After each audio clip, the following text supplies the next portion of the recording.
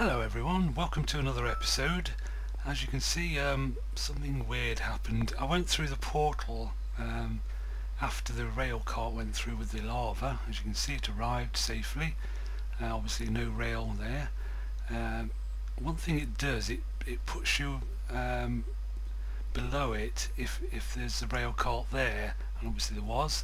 So I ended up underground and died, and these crazy XP orbs are just floating around, so I think I might need to just restart quickly just to clear everything away.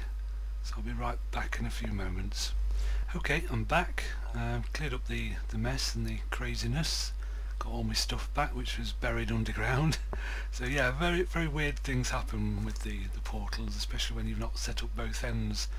Not sure really what to do with this other than to break it like that. So now we need to set up this end of the rail and do something with it. So I'll just lay down some powered rail again, make sure I've got the right one. Yep, the booster rail.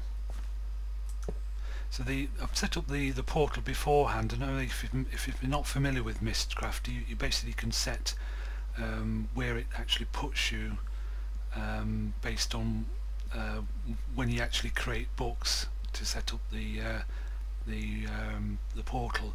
I'll show you that in a later episode, all the Mistcraft stuff. It's not really technical, it's just you just need to know how to set it up, otherwise you could end up lost in no way to get back, sort of thing. So I'll show you that in another episode.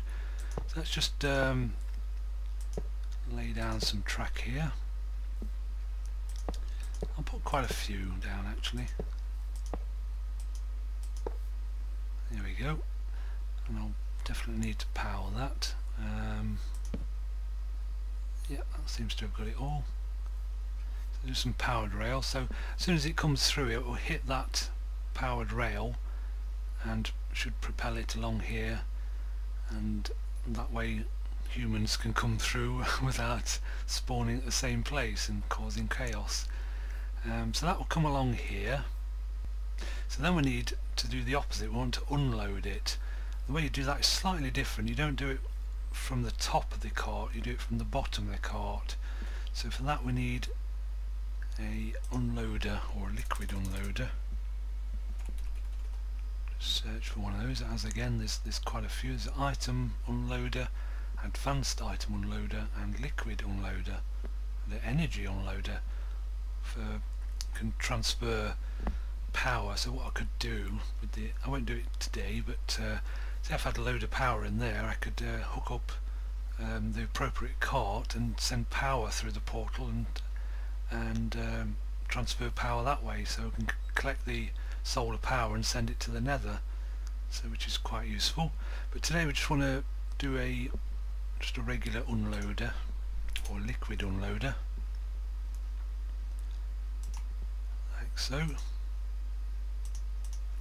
Now these are a bit different, they go underneath because it drains out from the bottom of the cart, and also acts as a kind of base for the rail as well. So you put that underneath it like that. Actually I'm not sure that's right. Yeah, I think that'll work.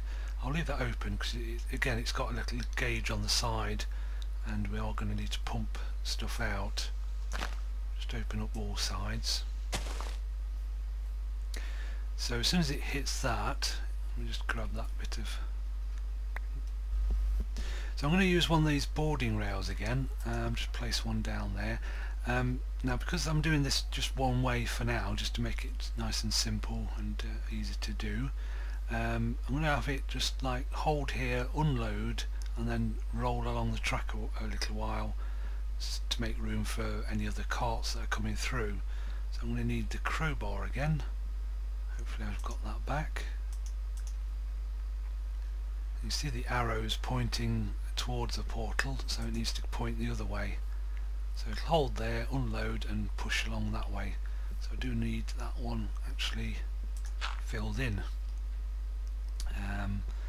Then I'll just have some powered rail for a little while, give it a bit more push, and then probably just some regular rail I just want to make it just roll to a stop over here.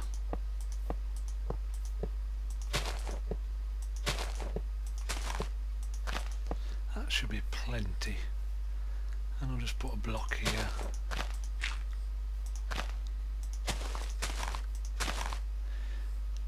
Right, that's all set up. So now I need a way of, it has its own internal storage just like the other one does. So I now need a way to pump it out. And guess what? We need just do exactly the same, waterproof pipe. So I'll put that on there. It's messed up all my inventory. It's like the pump, it just kind of has its own internal pump, I guess. Let's do another one, then come up, and so now I just need another tank to put it in. I think I've still got some left over here. It joins up straight away.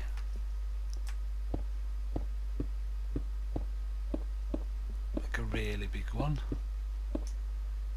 Hopefully I won't die jumping off here. It's very flat, this land. It's just basically one big flat plains with constant daylight. Really handy for tutorials. Hopefully I won't die. Ooh, 4 hearts left. That's quite a big tank. You can chain them up as well, but just I like to just make one big tank. I was showing you iron tanks in a future episode. They're much more bigger storage. You can chuck a whole bunch of stuff in there. There's various sizes as well. I think the version I've got goes up to 7x7, but I think there's a new version about to come out where the tank will go up to 9x9, which is huge. It holds millions of buckets of anything, any liquid you want, but I'll just use one of these for now anyway, and I'll show you those later. So I think that's set up right.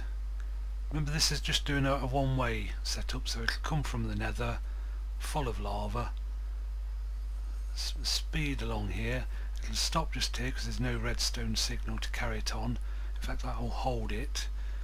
It'll unload into the unloader itself, and then when it's done that, it'll activate it and push it along its way, and all the lava will end up here. So let's give it a try. Let's go back through the portal and load up. So here we are back in the nether. As you can see, it's doing well.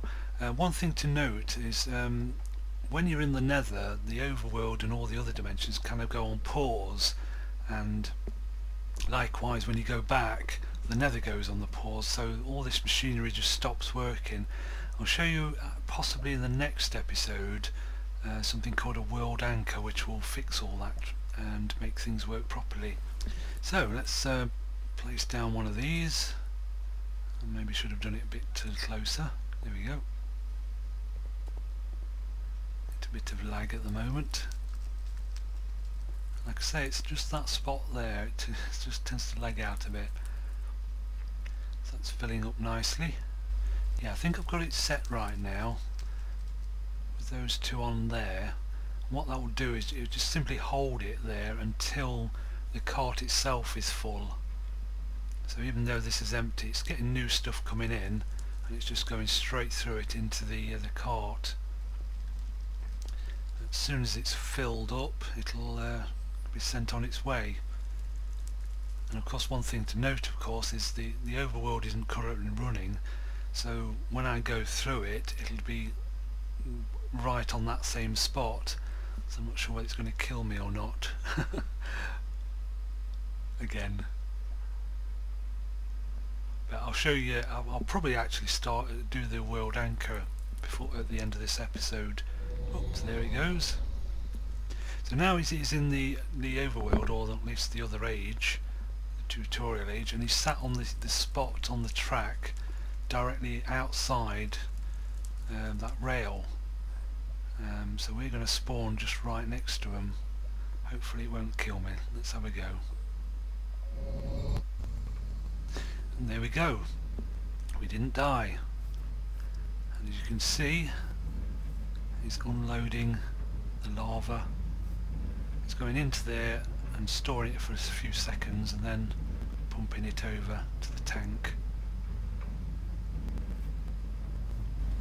And there you go. So it's a one-way system at the moment, but I'll show you how you can change it to be a two-way. I did have trouble last time I tried it. They'd come from the nether, but when they're going back they just kind of bounce off the portal for some reason. So if I can't get that working, well, I'll find out how to do it, but so far so good. So that's it for episode 7. In the next episode I'll show you how to keep both worlds alive, because obviously things are going on in the nether get paused, and out here they don't, and so things don't quite work how you think they're going to work. So I'll show you in the next episode how you can fix that.